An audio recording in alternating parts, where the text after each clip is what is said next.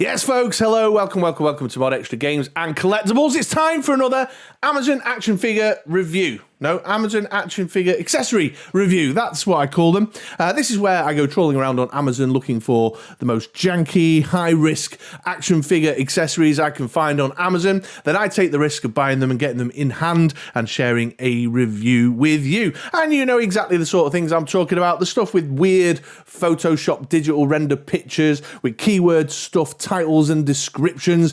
They're shipping from the Far East with weird things pointed out as benefits and selling points and features on the items. And in today's installment, we're going to be taking a look at this. I've bought an action figure stand with a kind of rocky base model effect thing upon it. So let's get this cracked open and take a look and see if it's any good. But before we do, let me show you the Amazon page.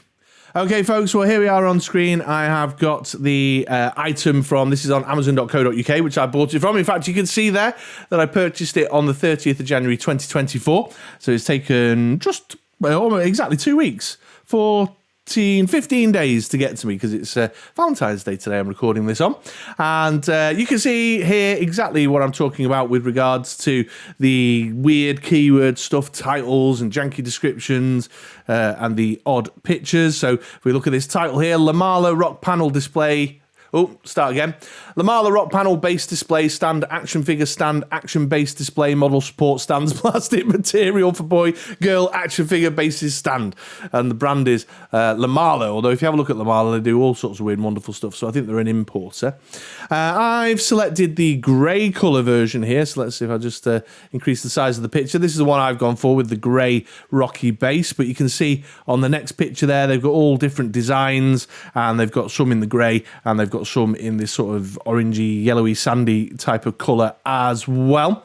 And I've also selected the one that is 685, but you can see there 684's got a round base on it, 683's got a round base with a little bit of rocks. Then we've got a kind of sand duney looking one. Then we've got another rocky one, and all different designs and styles to suit your needs and requirements. I've gone for the chunkier based one. No reviews.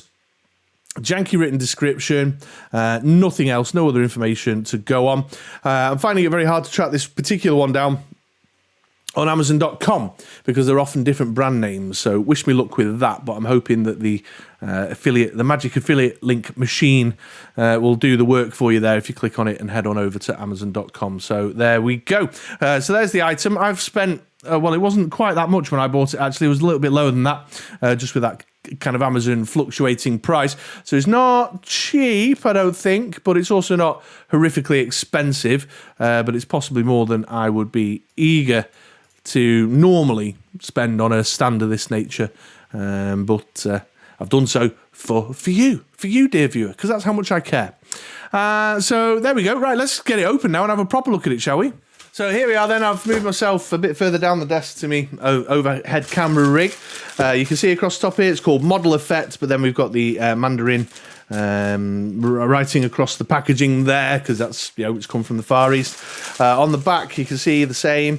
This describes it as the Tamashii action base, which indicates that maybe it's a little play on the old Tamashii brand out in the East there, that are much more expensive than these, although they do have some really fancy base stuff. They got all the different models and it's ticked off which one I have received, so not a lot of helpful information there, although it does look like it's actually got instructions in this one. So we got that bit across the bottom there, slide it all out like so. So there's the big old chunky base, and then it looks like, so the arms are a pretty standard sort of action figure clampy arms.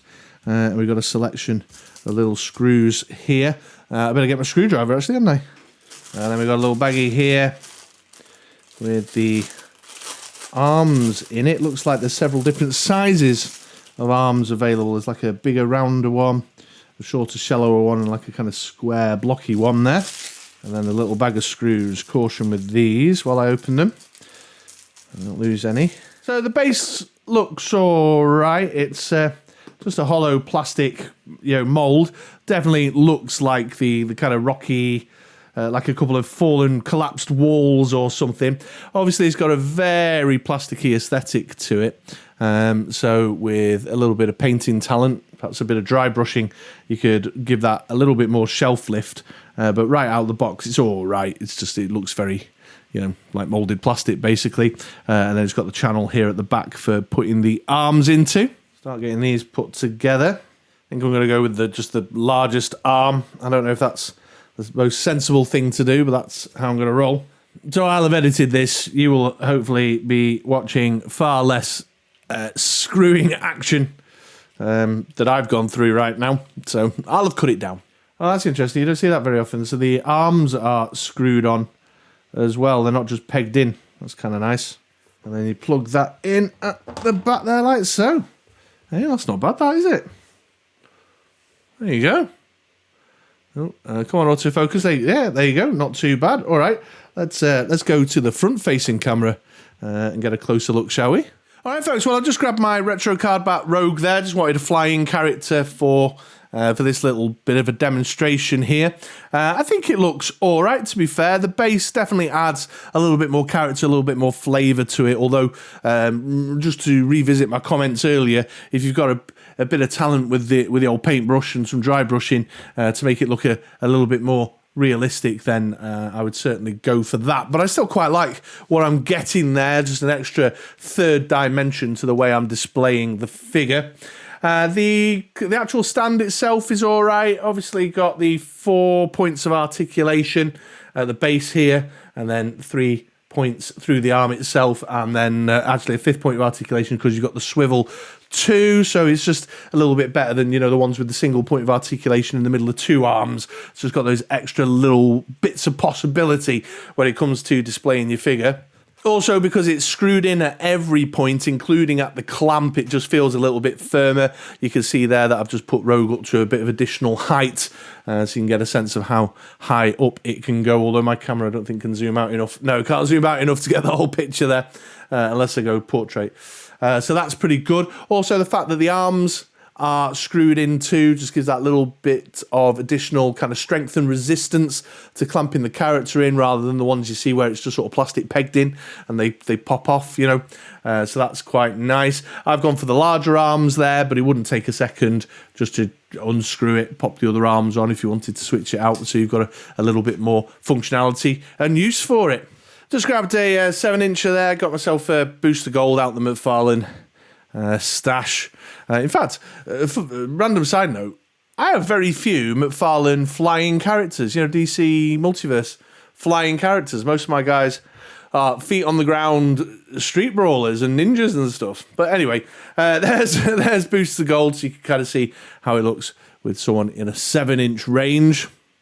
Okay, folks, well, I'm back now after a good couple of weeks of first picking up this Rubble stand, and as always, I like to get good and hands-on with the items that I'm reviewing and offering thoughts on to you folks. And on screen now, you can see a little bit of kind of video B-roll that I've taken, playing around with it and enjoying it to some degree. And there are a few additional thoughts that I wanted to throw in at the end here now.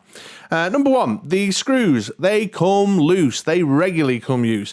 I am digging out my little mini screwdriver every couple of days to have to tighten them up to make sure that it keeps its kind of robust, sturdy, standy thing that it's supposed to be doing. I find it drooping an awful lot of the time, and I have to get the screwdriver out and give it a bit of a tighten up with the nuts and bolts. So that's number one. Number two, after a fair bit of hands-on time with it, I am finding it very tricky to use with flying characters with molded plastic capes. So I was using Magneto, my X-Men animated Magneto, with it the other day, and because of the positioning of the plastic molded cape, I couldn't quite get it in because of the depth of the arm behind it.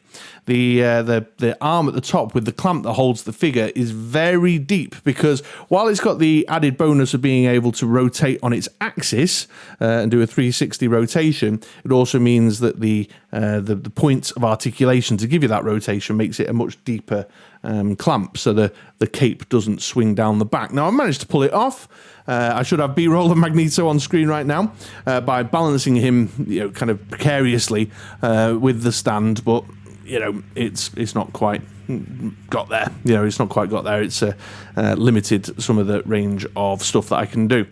And then finally, the plastic nature of it from that first instinctual opening where I said, oh, it looks a bit plasticky and I wish I had some more talent when it comes to things like dry brushing and painting, has increased. I've definitely felt like I've wanted a better state of affairs when it comes to making it look less plasticky, basically, and I just don't have the right eye or the right equipment or the knowledge around paints. And I know some of you folks, certainly some of the Joe Bros who hang around on the Discord might be watching this, who'll come out the woodwork and give me some advice, and that will be welcome. But I've found that with the photos, it really stands out. It really stands out, the plasticky nature of it. So that first initial reaction that I had when I opened up the packet that you saw earlier on in this video was 100% correct. It's definitely too plasticky looking on that base. So even though it adds that third dimension, that extra little unique selling point to this as a figure stand, it's let down a bit by the implementation overall. And I've found myself going back to the kind of normal, more plain, clear plasticky ones in more recent photographs that I've been taking. So, you know, take that for what it will. So there you go, folks. I hope you've enjoyed this Amazon action figure accessory review. If this does tickle your fancy, or you do have the dry brushing talent, you want to go take a look, the link to the item, the Amazon item, will be down below in the description for both the UK and the US Amazons.